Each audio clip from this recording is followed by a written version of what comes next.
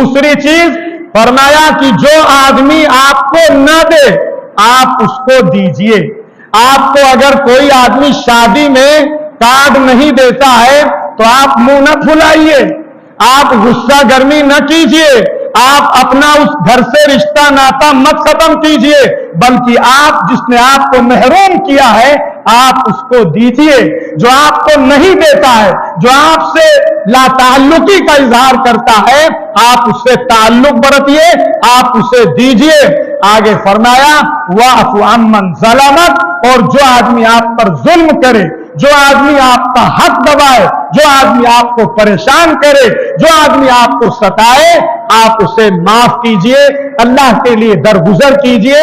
ये तीन बुनियादें अगर हमारा समाज इन तीन बुनियादों पर आ जाए तो बहुत सारे झगड़े, बहुत सारी लड़ाइयां, बहुत सारे टेंशन